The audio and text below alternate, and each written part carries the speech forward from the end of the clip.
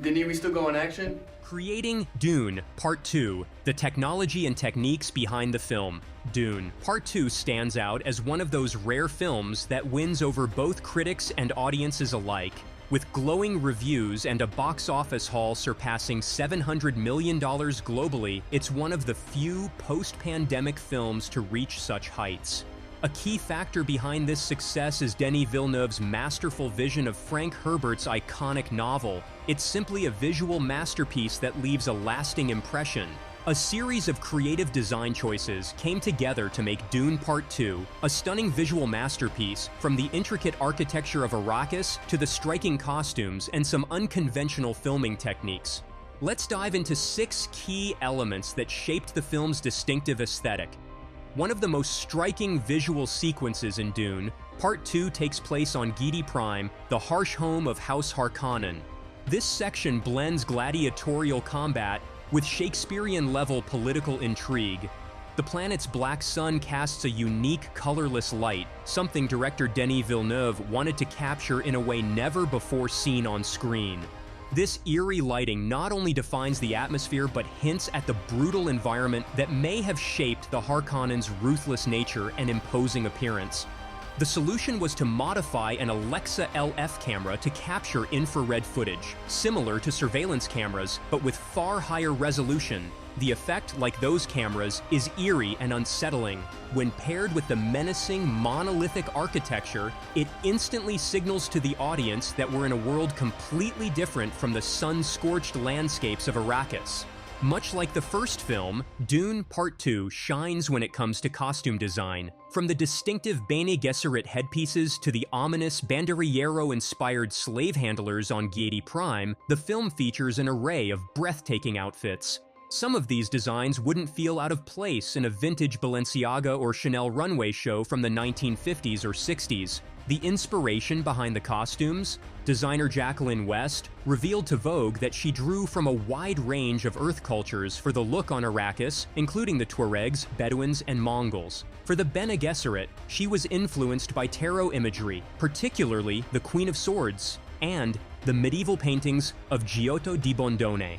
As for the Harkonnens, their dark aesthetic, featuring black leather and spandex, was inspired by the work of H.R. Giger medieval art and elements of bondage.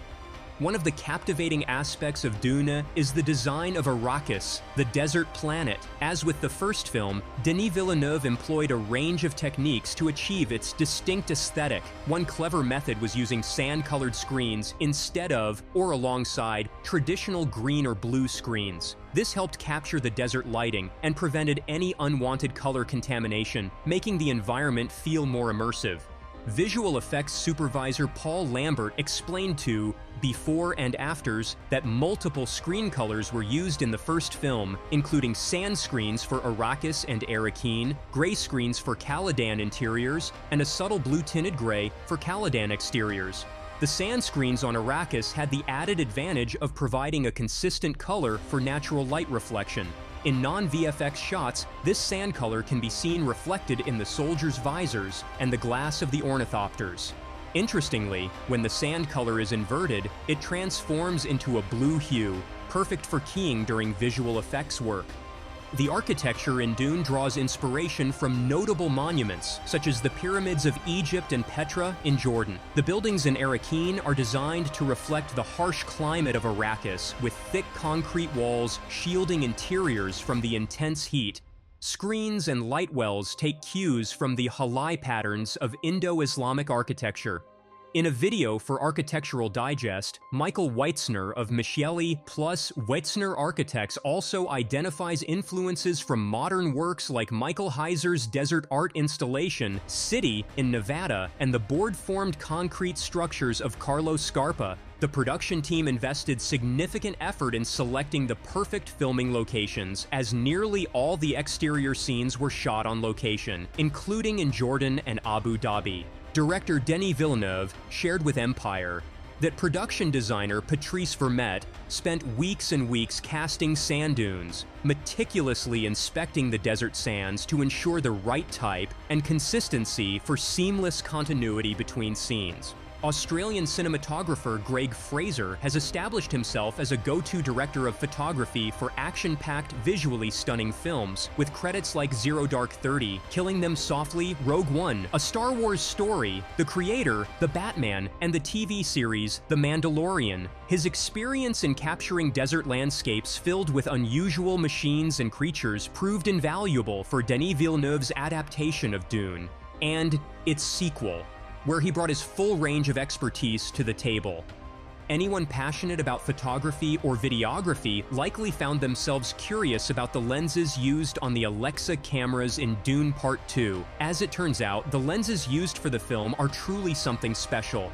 In an interview with ARRI Rental, Greg Fraser shared that a variety of rehoused vintage lenses were used to dirty the image up a bit and bring more texture to the visuals. The lens kit included Soviet-era glass, rehoused by iron glass and beautifully customized with the Dune logo.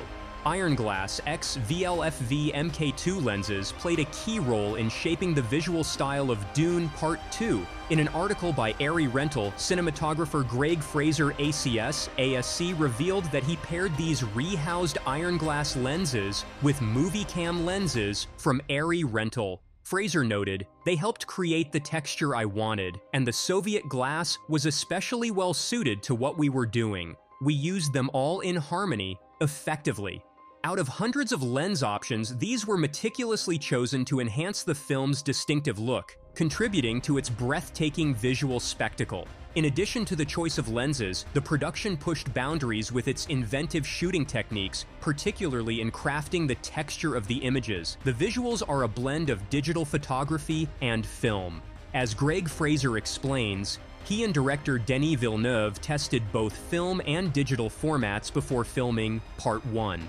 While they appreciated the beauty of film, Villeneuve felt that it carried a nostalgic quality, making it seem like a record of past events rather than something unfolding in real time. Ultimately, they opted to shoot with Alexa large-format digital cameras and then print the final project onto 35mm film.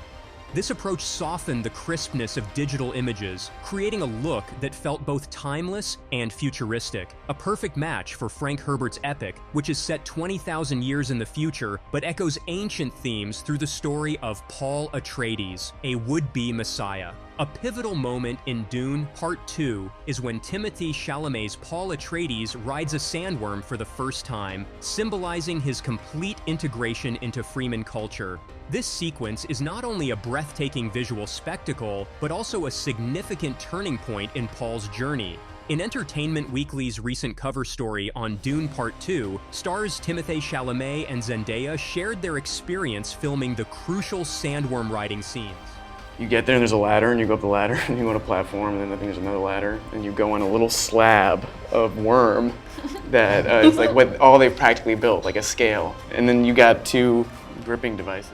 Chalamet revealed that these sequences were handled by a special unit dubbed the Worm Unit, led by director Denis Villeneuve's wife and producing partner, Tanya Lapointe. Describing the sandworm apparatus, Chalamet said it was a little slab of worm that they practically built, like a scale, and then you get 2 gripping devices. Now, you can watch the Worm Unit in action in a behind-the-scenes clip. Tanya Lapointe, who leads the unit, is featured, and she proudly recalls joining the 1-ton club when she and her team released a literal ton of dust to create the illusion of a sandworm crashing through a dune. She also points out that, just as the actors portraying Fremen characters had to attend Fremen school to learn the fictional language of Chekobsa, those cast members riding sandworms had to go through Denis Villeneuve's sandworm riding school. The clip even shows Villeneuve himself demonstrating the proper riding technique. No one was in a better position to teach sandworm riding than he was, Lapointe says in the clip. He grew up with the books, so he would demonstrate how to hold the maker hooks. The hands had to be just right. In an interview with Entertainment Weekly about Dune Part 2, Denis Villeneuve spoke about the challenge of translating Frank Herbert's writing into a visually spectacular scene for the big screen.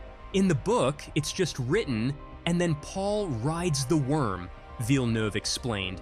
There are no real clues about how a Fremen would actually leap onto a sandworm, this massive creature with immense speed and power. So, using the worm behavior we had established in Part 1, I had to figure out how a person could approach that. In another behind-the-scenes clip, prop master Doug Harlocker delves into the design of the maker hooks, named after the Freeman term for sandworms, to bring the sequence to life.